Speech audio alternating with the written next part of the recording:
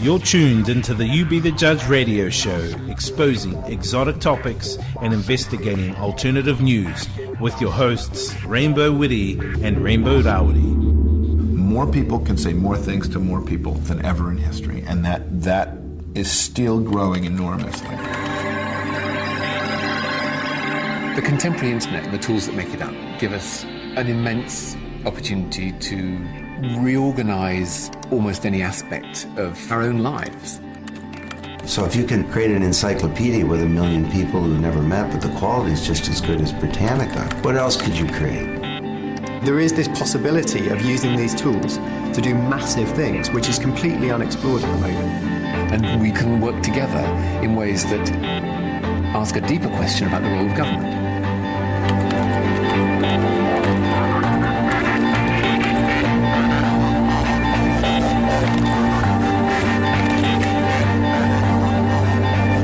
There's a whole new model that's emerging where we become part of the government. I think we've got the technology that any vote that's in Parliament could be offered to the entire country. This is a very profound change. I'm not talking about people lobbying outside parties influencing government. I'm talking about unbundling and reconstituting what is a government. A revolution doesn't happen when society adopts new tools. It happens when society adopts new behaviors. Kia ora and welcome to the You Be the Judge radio show here on Community Radio 1206 AM 106.7 FM, also streaming across the internet at www.communityradio.co.nz. You are with your hosts Rainbow Wiri, Rainbow Rawiri, for another edition of You Be the Judge radio show, where we talk about and expose the real issues that affect us in some shape or form, while also looking at solutions to take us past our current matrix of slavery. Kia ora and welcome, Rawiri. Kia ora, Rainbow Wiri. Kia ora to the people out there, and welcome to another edition of You Be the Judge. Right, don't forget also to check out some of our previous shows. Add us on Facebook by searching for You Be the Judge radio show, and also on YouTube by searching for Rainbow Project Media Channel. Okay, this week we talk to you could call him a sovereign, life, flesh and blood human being by the name of Simon Kaiwai, born on the East Coast to a Ngāti Porou father and European mother, raised in Western education with a business degree from Massey University.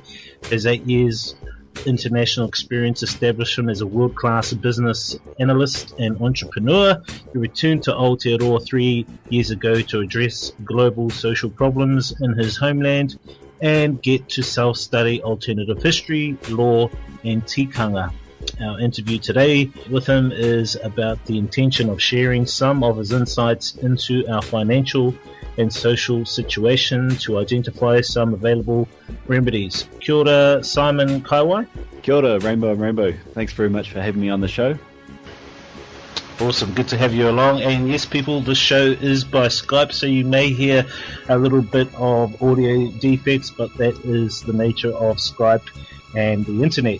Now, our first question, Simon, is could you summate the financial situation here in New Zealand? Yeah, the situation is that we have banks versus families and communities. Our banks have been gradually gaining more and more traction and control over our politics. I'm not saying it's ever been great, but it's never been worse than it is today. For example, year 2000, or since the year 2000, New Zealand household wealth has more than halved, and at the same time, the bank interest income has doubled, and the bank assets have more than doubled. So we're really in fact, this year, student loans surpassed the net financial wealth, which means the 10 billion that our students and our youth owe is more than the clear bank deposits that our Kiwis have. So we're technically insolvent, the families, and at the point when we start to default on our mortgages, what the banks openly plan to do is to put the interest rates up. So we're in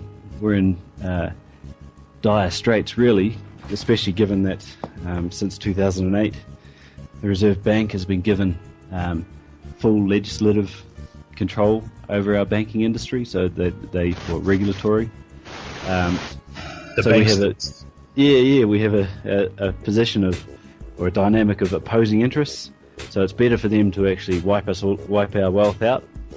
And when they do that and they'll do it with one trigger point, put the interest rates up, or right now they're doing it through increasing the costs of living through privatizing industries, and the government even racking up government-driven inflation, licensing fees and whatever else, just to hide the fact that it's actually the money is going to the banks. But when they do put the interest rates up, or we do default en masse, we'll lose all the equity that we have in our housing, and it's just enslavement, really. Because what you're talking at the end of the day is perceived equity, and there are a lot of practices out there we're actually found to be quite fraudulent. So because a lot of the people don't understand the current machine that's running out there in society, the whole process actually seems to be invisible to the normal citizen out there in the community. Yeah, it's a very good point that you make there, because we could talk from a lawful perspective how it's actually a fraudulent system, but the reason that I'm sticking to sort of commonly identifiable, talking about interest and equity and that kind of stuff, is to try and reach those people that haven't looked at it. Yes.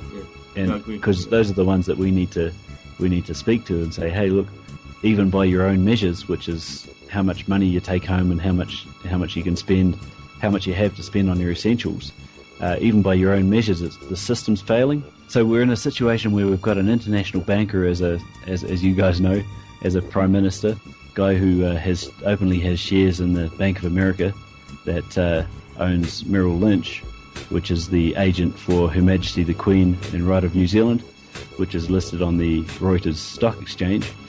Reuters, who bought Brookers who are writing our legislation. So we've been usurped as a nation, and really it's no surprise, because as you guys know, New Zealand started off as a privately owned legal fiction, and there hasn't been any revolution with that. So we're sort of, ever since 1840, we're dealing in Never Never Land, and it's really about perception and reality, and what we allow, how we allow our society to interact with us. Yeah, but what you can also see that since 1840, there's just been layer upon layer upon layer of corruption. And Yes. So it's become to such a degree that, like people can't remember past the first 100 years of corruption and legislative violations, let alone the 70 that are before that. So it's systemic. And it's been an intentional systemic framework that has been implemented on New Zealand society as well as on a global society. That's a really good point again too, because it's not about changing the names in the government. It's about changing the roles in our society, because even if you put myself into Prime Minister, heaven forbid, I would most likely, beyond a doubt, anyone would take the same corrupt tendencies. It's the position, and that's been psychiatrically or proven in psychiatric studies, that we actually need to change the roles. And this is why after these 3 years of studying tikanga and getting to know real history, why I'm all about whānau hapu now, because it's what we're talking about is a different way of being, different roles within society. Well, it's also about going back to authenticity, that which was before the current system we have in place. Yeah, well, thankfully, our tupuna put in place things like he whakaputanga, the Declaration of Independence, so it actually guides us back to that authentic place. But those are just guides to back to personal responsibility and following the heart, really. Yes. And recognizing how we're associated to other beings, and that we also have a duty of care to future generations. Well, I think when you go back to it, it's part of that future care is not just about people, but it's also about our environment. Our people are recognised as the ahi ka, of Ranginui me Papatuanuku, and that's a big responsibility in itself. Yeah, well, this is why what the Crown is doing, or the Crown's people, because the Crown's just a fiction, as we know. This is why the Crown's agenda includes pushing out tangata whenua. You know, how many 350,000 tangata whenua working in Australia? How many in the mines and stuff like that? And 7 million Kiwi passports, if you want to say that, in the world, but only 4.4 million population, of which 1 million are foreign born. So that what they're doing is they're pushing out our tangata whenua that actually have a natural attachment and affinity to the land, and they know their responsibility of care, and bringing in these oath-sworn immigrants that are sworn to uphold Crown law, which is not compatible with common law and is definitely not compatible with tikanga, and putting them into positions of power, giving them weapons, all of this kind of stuff. And now we've got a divided nation. And the trouble. So I find that there's people like us. Excuse me if I'm speaking out of turn for you guys, but that are trying to speak love and unity. I'm sure. And then there's a small group of people that are trying to say they're better than everyone else.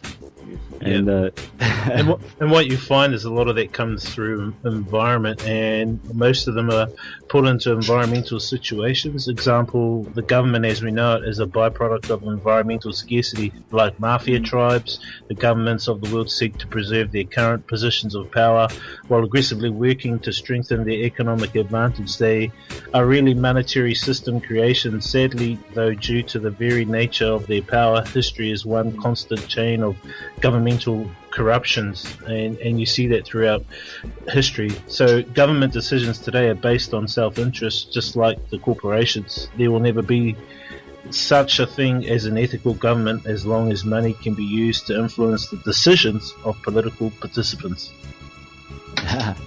Well, that's a mouthful. Yeah, I recognise that, but I also recognise that we make this society by our own free will. And so I don't put the blame on those people in government. And it's actually the laws of New Zealand can be simplified right now. There was a judge that wrote it to whatever is done or not done that is met in threat or actuality with force that is accepted in community is legal. And it's whether it's done by the government or an agency thereof. And in non-legal speak, what that means is, hey, if the cops go and kick in 20 doors on a morning and point guns at children's heads and drag out a 4-year-long fictitious prosecution against a bunch of people, and it's allowed, there's no uproar, then that's legal. And that sets the precedent and the limit for them to continue the corruption. Or in my case, I don't know if you guys are familiar with what happened to me. Did you see? We're familiar with you. Very familiar with what happened with you. Yes. Yeah. Well, you've got the next step, which is the cops don't even have a warrant, and they're going in and they're blatantly acting for a corporation. Well, that's what I was getting back to, the mafia tribes. Like mafia. Yeah, it's sort of mafia revealed, and that's why for me it's quite. I'm not playing my violin. I'm just saying, hey, people, this is pretty bad. If we don't actually say, we don't accept that the cops can just go into a home and use violence and arbitrarily arrest a man when supposedly that the last vestige of Magna Carta is that you can't do that.